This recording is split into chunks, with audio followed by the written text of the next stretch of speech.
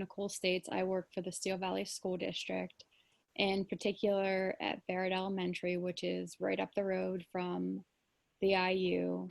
So we really are a hop, skip, and a jump from them, which is nice. The point of and the message that I am giving today is our Google Classroom getting some of the most reluctant learners engaged. And it could happen, and it does happen if you go about it the correct way. Let me hit continue. I think that's why I can't continue. Okay. Steel Valley School District is home to Munhall Homestead and West Homestead, and I teach in the Steel Valley School District. It's a former mill town. It now houses the waterfront and many small businesses that support our educational system, which seems to be scary right now because we see some of those businesses closing up. Our district is unique because we've got 2 secondary campuses and we've got 2 elementary campuses, and then we've got Barrett Elementary, which is my home where I teach 3rd grade ELA, and you can see that I'm kind of partial. I've got my little heart there, set there. These 2 secondary campuses are attached to one another, and then Park is all the way up the hill and Barrett is all the way down the hill. So again, it's kind of a unique place. Okay. And next, virtual learning. Okay, how it happened. So during the COVID crisis, Steel Valley had to think quickly, but had a plan in mind because we were a 1-to-1 iPad district. One worry that we had was the equity in the homes with internet access. But as soon as companies started to come out with free access to internet, the staff and administration quickly devised a plan because we were a 1-to-1 iPad district. So what we did was we quickly set up Google Classrooms so the continuum of education can happen outside of the walls of the building walls. So the classrooms were closed, everything was closed. We decided to use the iPads instead of keeping them locked up because we did have access to internet at home. So remotely, teachers had access to math and reading and other programs online. And if they didn't, the administration, like our principal, called and got access to, for example, our reading program. They didn't have enough seats for the students, so he called and got access to that program so that the students could use them at home. But the main goal was to eliminate any gaps in the education process that we could. And that was what the point was. So being creative as we could, which our staff and it seemed like the administration at times could definitely be as creative as can be. The things that we decided that we were going to do with technology, we really thought outside the box. And I thank, honestly, my 3rd grade team, the things that we did by working together during this time, hands down, definitely made this process a lot better. So during remote learning, I assumed that students were going to go straight on Google Classroom, see my assignments, and get straight to work with the directions that I listed. Wrong. What I got was assignments that were turned in blank, messages that they didn't understand, messages that they forgot passwords, or nothing at all for a few days. But being the educator that I was, and especially the team that I had, it was back to the drawing board for me and them, because there was no way that we were going to accept nothing. So what I decided to do is that I used these platforms right here, Flipgrid, Nearpod, and Screencastify, to engage these students into my reading program, which is McGraw-Hill, and we have Wonders. And I use the vocabulary platform. It's Wordly-Wise, but they offer an online platform of Wordly-Wise i3000. But these 3 programs right here had my students engaged at least 100% more on these programs. I've gotten so much more. So what I'm going to do is I'm going to take you out to one of my platforms. I'm going to take you to Flipgrid. Okay, this is our talent show. Okay, this was after a culminating project that we had. Okay, so much more engagement. Okay, and then we did have, these are 2 educators that are outside because we opened it up to educators. We opened it up to students that were in different buildings after we started to have all of our students. So they got to see some other teachers. This one is saying hello from Colorado. This was my former student teacher who was in New Jersey. So we opened it up to a social studies lesson. This is a high school teacher. This is a student in the other elementary school, Park Elementary. These are teachers in our building, Miss Anzelic. This is another teacher who's in the middle school. Me. This is a school board member. Thank you for participating. This is a 2nd grade teacher who they worked with multiple times this year. It was great. Parents got into it. But creating some of these things with them was priceless to get them involved in their lesson. This was a culminating project, and I'll show you a little bit more about that whenever we get back.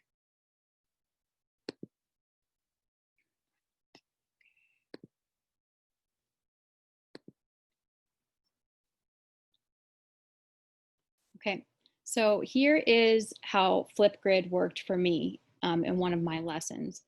One of the stories was the Talented Clementine, which we read. And this is how Flipgrid looks teaching, okay? So students were able to use virtual reading responses. We did vocabulary, word walls. Oh, these are other ways that you could use it too. But what we did was we read The Talented Clementine. And the students were able to take a look. I wish this would zoom in a little further, and it doesn't. But they read this, they used the essential question, and then the main goal is to look at the character of Clementine. Okay, she had no talents. And what happened was they were able to look at Clementine and say, how can she take a terrible situation and make it better? Okay, so and then we equated it to the situation that we were in and how we made it better. Okay, so it really helped them along those lines. Then they were really shy about talents. Okay, so we decided to do tongue twisters. And then they posted their tongue twisters. They had a tongue twister challenge on their Flipgrid. So I'm going to show you student media real quick. We do have permission from parents to use the students. Oh wait, let me go back. Sorry. Oh, I didn't. Oh, whoa. How do I? I'm gonna be doing my tongue. I forgot to share with sound. Toy boat, toy boat, toy boat, toy boat, toy boat, toy boat. We're hearing it, Nicole. Okay, good. Sorry. Yeah, we're hearing it. Toy boat, toy boat, toy boat, toy boat, toy boat, toy boat, toy boat, toy boat, toy boat, toy boat, toy boat. Okay, he will go on with toy boat for about 1 minute and 30 seconds. Toy boat, toy boat, toy boat, toy boat. Now I'm going to stop you, and I want to let you know that this student in class was probably one of the most reluctant students to learn. Getting him to do assignments, getting him to write, getting him to do anything, trying to keep him in class was a huge barrier to his learning. So getting him to do things. Toy boat, toy boat, toy boat, toy. He enjoyed doing this. He enjoyed participating in this. He enjoyed the Flipgrid. His mother enjoyed the Flipgrid. These things were amazing for him. Writing for him. He would write and he would post them with a photo, and then he would do his Flipgrid. it just really got him engaged. I was really happy about that. Then we opened it up. I mean, they were really excited about that. But when we opened it up to friends in other states, because I wanted to take it a little further, we did a social studies lesson. This connects to Nat Geo. We wanted to see where Colorado was located. So we honed in on Colorado over here. I'm going to go back. I don't want to make that part of this, but we did Nat Geo to see where Colorado was located. But this is a friend in Colorado so that you could see him. Thank you, Ms. States, for inviting me to be part of your Flipgrid class. Hi, everybody. I am a former Steel Valley graduate. I taught at Barrett Park in the middle school and high school for several years, and now I live out in Denver, Colorado. So I'm going to show you my hidden talent, and then I'll do a tongue twister for you. Okay, cool.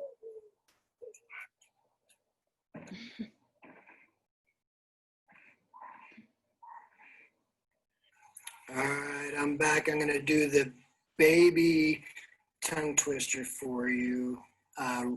Rubber baby buggy bumpers, rubber baby buggy bumpers, rubber baby buggy bumpers, rubber baby buggy bumpers, rubber baby buggy bumpers, rubber baby buggy bumpers, rubber baby buggy bumpers, rubber baby buggy bumpers. Hey, hope y'all are being safe. Hope you all appreciate all the teachers and everyone there in the Steel Valley Homestead area. Love and miss y'all. Bye.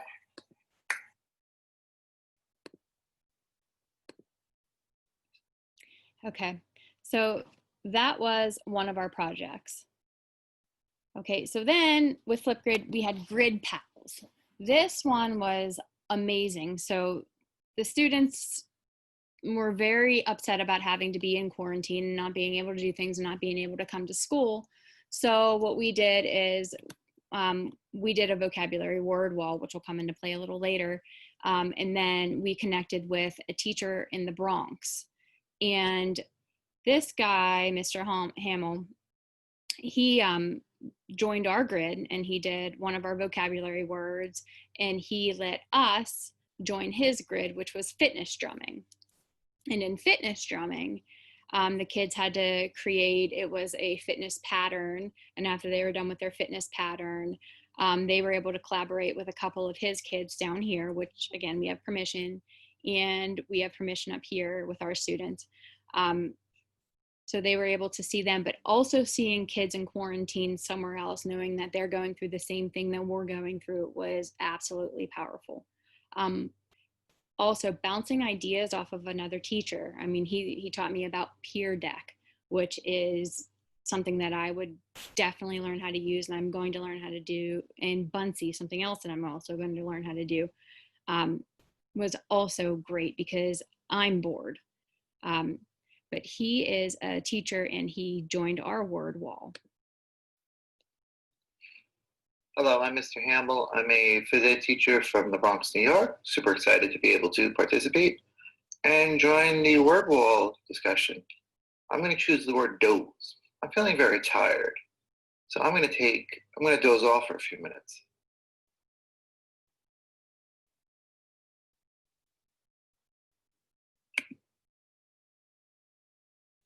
Doze. Okay, and that's another way that you can use Flipgrid is vocabulary word walls, which we loved because it really helped with our vocabulary series that we are using, hearing the word, saying the word, using the word in context. Flipgrid was definitely one of my favorites to help engage the kids. Okay, here's our vocabulary word wall. Okay. Their voice to me reflects learning. I am not there to give them direct instruction. Our population isn't a log on right at 8 o'clock in the morning and finish at 3 o'clock. Unfortunately, I was getting assignments turned in at 10 o'clock at night sometimes, but to know that they are there and they are doing it, I would click on some of these. This one was one of my favorites. This is responsible. I'm going to click on her. So my vocabulary is like responsible, because responsible is to be trustworthy, or to trustworthy, or trustworthy to listen to the person to be trusted. And yeah, so and then I'm gonna so my mom says she trusts me into watching my baby brother.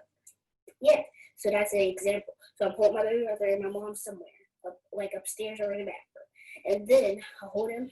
She says, do not kiss him or move around. And yeah, so that's being responsible or trustworthy. Bye. No, that tells me right there that So just Margaret- listening to her voice, her using it in context, to me shows a deeper meaning of understanding. She's using it and she's showing that she understands. Here's another one. Hers is kind of low. And my word for today is doze, because when I'm bored, I like to doze in and out. She's practicing safety. It's a really good time to be bored, so I doze a lot now. And for example, Doze.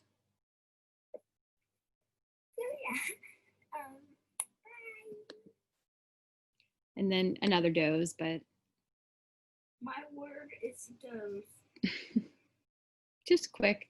I mean, it could be quick. It shows understanding to me. Okay, this is Screencastify. Okay, this is another one I love. The reason why I loved it is because it helped me with students and it helped me with parents. Screencastify is a way for you to cast your screen. What it helped me with whenever I was doing my teaching and my learning, and how it helped me as a teacher, and what I did was I would narrate a lesson that I wanted to do. I narrated vocabulary words. Okay, these are my vocabulary words. According to our data that we used a lot of data. Vocabulary was a very weak subject, so I didn't want them going to the next grade level with a limited vocabulary. I wanted them to continue working on vocabulary. So that was one of my goals. I sat down and I said to myself, what is something that I want them to go to the next grade level with? And I wanted them to continue with vocabulary. So I always narrated my vocabulary words. Here is a vocabulary lesson that I wanted them to do, and it went from here to my vocabulary word wall. Hi guys, I'm going to be sharing your next Flipgrid, and we are going to be doing a vocabulary Flipgrid. So what we are going to do, you're going to use your lesson 14 word list, and you're going to choose a word, for example, and you're going to define it and put either a synonym or antonym on there. So I'm going to be choosing deed, okay? So the word deed, okay? It's a multiple meaning word, so I can choose something is done, an act, like a good deed. Okay, or it is a paper that shows someone who owns something. Okay, I have a deed for my house.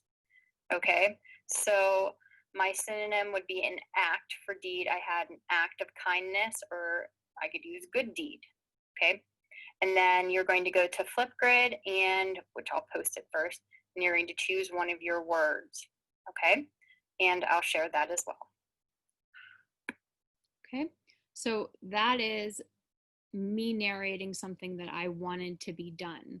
It was very helpful to me because if I needed something done, I would do that before. It was almost like my lesson to teach them because I'm not there to do it.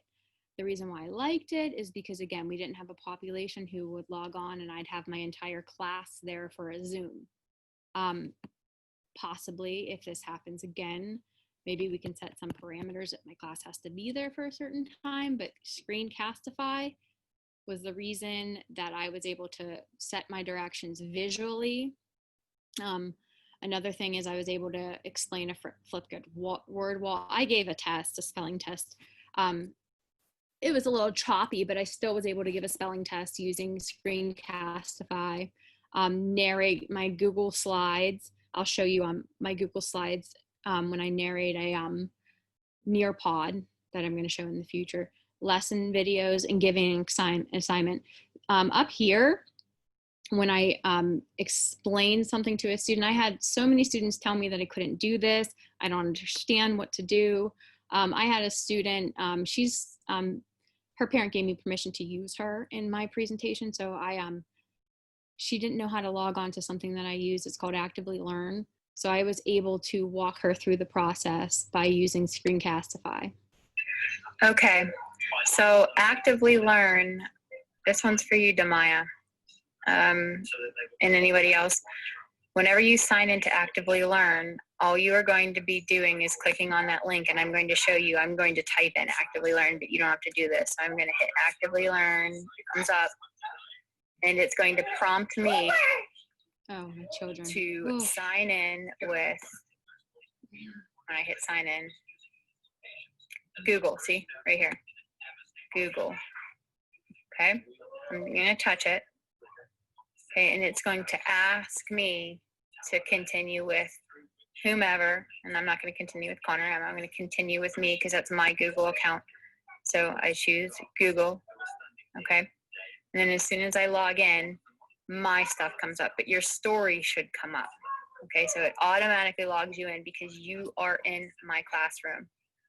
Okay, good. You could hear that I have those two little crazies with me all the time. Whew. Okay, so a picture always reinforces the concept. Okay, so because of that vocabulary word wall that I use Screencastify and Flipgrid with, here is some of the engagement that I've gotten. I mean, it is so great. And these little squares up here, you see these little squares up here? There's lots of them because lots of them are engaged. They had the word nations that they had to use in a sentence, that they had to either draw a picture for or upload an image. Great. I mean, this one over here wrote a lot of stuff for nations. Down here, it is responsible. Okay, being responsible. And she posted her homeschool schedule. I mean, amazing. Okay, over here, responsible. This one is responsible. So just some of the engagement that I'm getting because of these things. I mean, sometimes it just takes a couple different ways to get the kids engaged in something that you really want. But those platforms are what I would use if I were doing some of these things. Okay, Nearpod. Nearpod, for me as a teacher, is good for my assessment piece. Okay, how do I assess the kids? Okay, I can embed an assessment into Nearpod and it's going to grade it for me. Okay, so for example, this story that we read, Clever Jack Takes the Cake.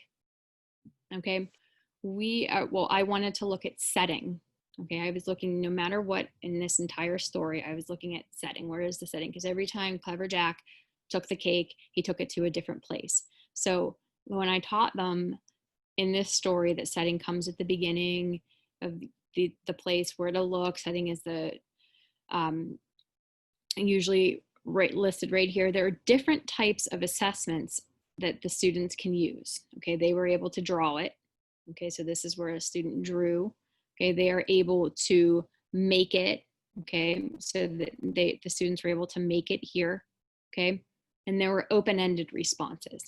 Okay, but what I can do is I can make my own quiz and drop it into Nearpod, and it's going to grade it for me. And then the one feature of Nearpod that I really like is that it automatically populates into Google Gradebook.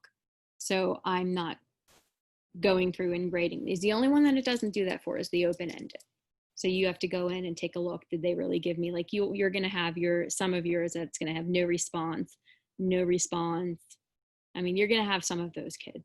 They're going to log in. They're going to do all of the other slides, but the open-ended, they don't want anything to do with it.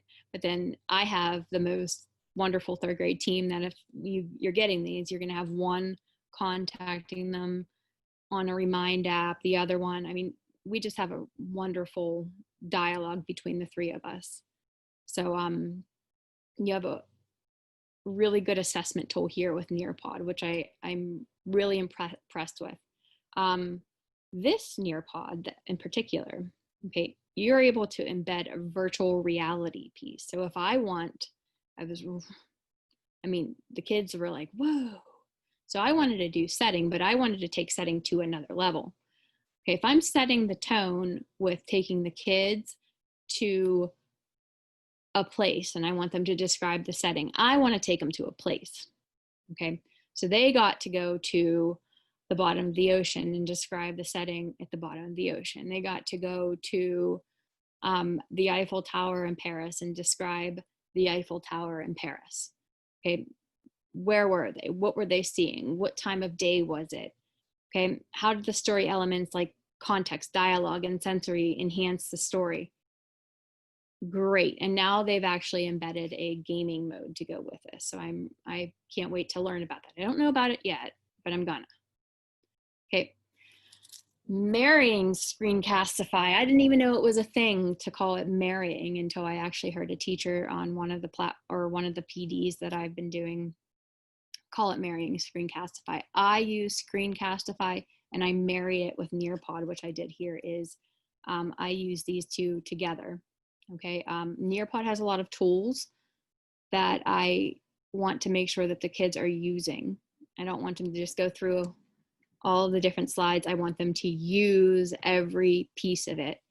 I use Screencastify to narrate my vocabulary words and to model my vocabulary words because vocabulary is a weak subject and I want to increase their knowledge to the fullest. So I use Screencastify to model them, even if I'm up dancing around my room, modeling them, acting them out. I don't care. I don't care if I look like a fool. I'm an educator, not a fool.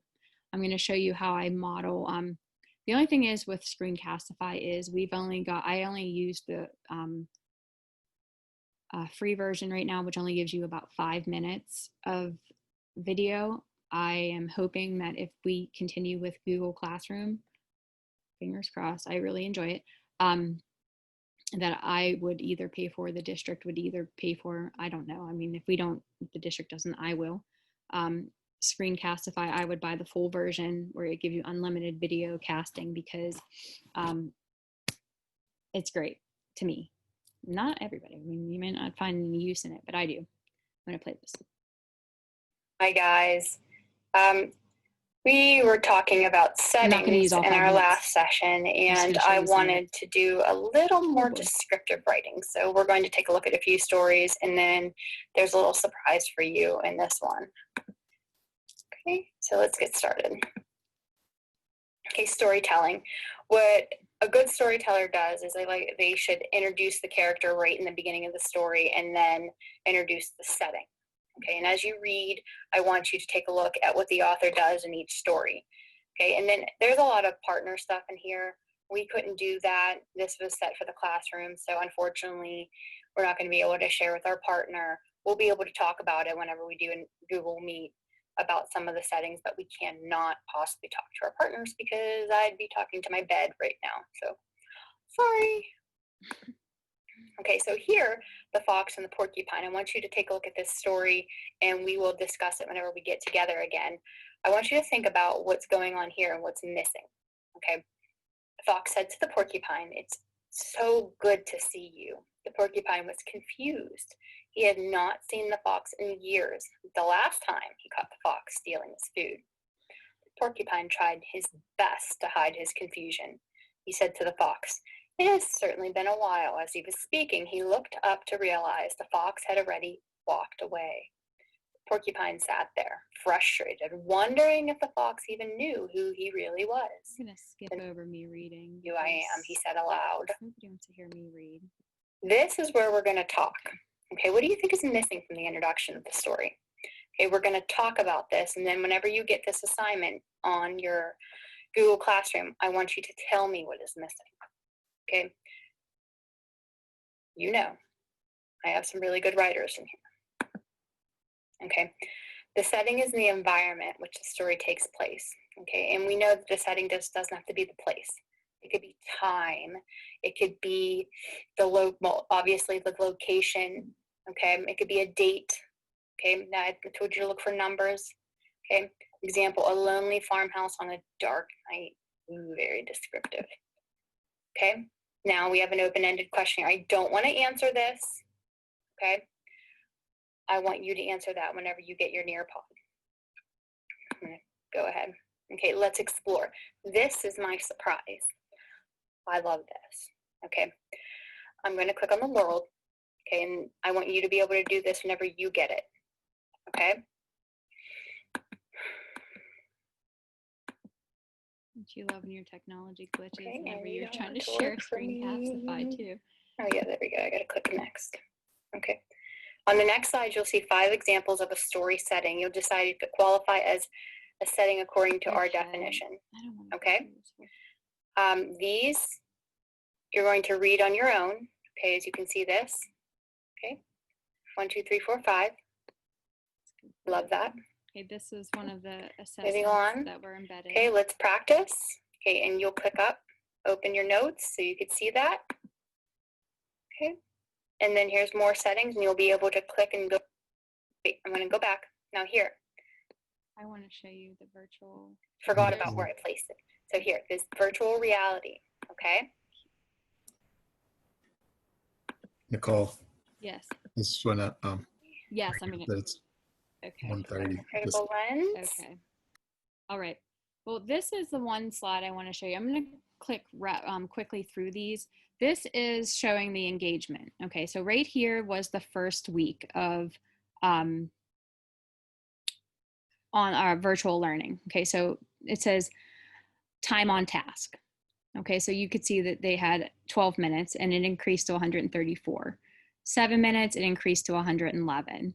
8, and it kept going up week per week per week. Okay, same thing over here. Okay, this was in the middle of a lesson, so I pulled this off. Okay, so you could see that this isn't the percentage of that they got. This is just the percentage on my vocabulary lessons of how many of them were engaged. So they did very well on that. In their grade book, many of them, all of their assignments are submitted. There's only, I literally out of, I think, the entire 3rd grade, I have 2 of them that are submitting here and there. I have 2 that are completely unengaged. Honestly, I think that this is amazing. Just having the kids from 12 to 134 minutes by just adding some of these platforms, getting them engaged, was amazing. Okay, so I'm going to click through this. Lessons learned. I think that these lessons, you need to build them. Okay, it's not just assign and go. You really do have to build them for them. They really need to know what to do from beginning to end. Video directions really help for them because they don't read directions. They didn't read directions in the classroom on a worksheet. They're not going to read directions in Google Classroom. Mac and iPad are not the same.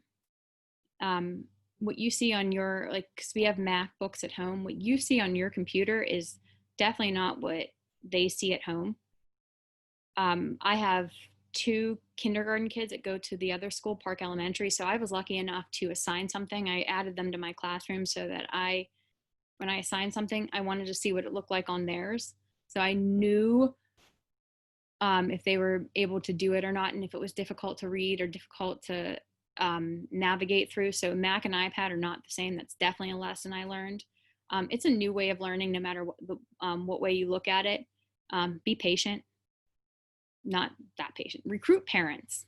That's a definite one. Recruit parents, recruit parents, recruit parents. I did, and I had a great parent who, if I assigned something to her daughter, because I wanted to see how the parents felt about it too. If they were frustrated, and especially if this parent was frustrated, they're all frustrated. Another thing is kids know more than you think. Believe me, they know more than you think. They're able to navigate through a lot of these things. The biggest lesson is they miss you more than you think. They do. They miss you. I played an indoor scavenger hunt with them, and they were, the things that they say to you, I asked them a question on one of their forms. If you had any wish in the world, what would it be?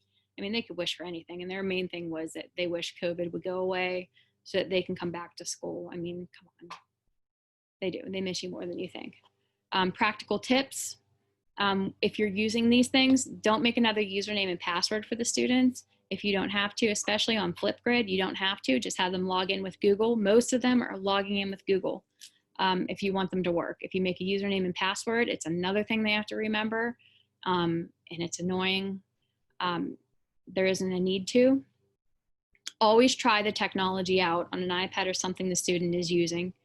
This is a huge one. Just try it out to see if it works.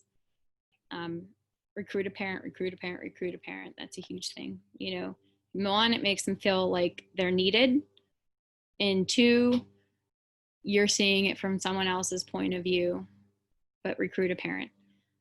Be positive and promote what you are doing. Just promote it no matter what. Don't give up, and make it the most interesting thing in the world. Make what you are doing the most interesting thing in the world to the kids. You know, if you are interested, they're going to be interested. My next steps are professional development. If you click on some of these, when you share these, it's going to take me out. There's Master the Screencast. These are professional developments for each and every one of these. So if you want to, every one of these are hyperlinked to different professional developments. Nearpod has one, Flipgrid has one, and they're all free, every single one of them. You can master the Screencast, master Nearpod, master Flipgrid. I loved it. And then this is I just added this. This is my newest thing that I was playing around with last night. I made my own virtual classroom with my own, what is it called? Bitmoji. I don't know why that lost my mind, but this, guys, linked to calm.com. These are that Calm app. These are books that are interactive. You can click on, it'll take you somewhere. These are math books that are interactive. These are ELA books that are interactive. They'll take you. Project Lit is something that's awesome. FlowCab is linked. YouTube is linked to my YouTube channel. This is Nat Geo. If you click on the clock, it's linked to Khan Academy Time. This is linked to McGraw-Hill, and this is linked to Wordly Wise. Okay, any questions?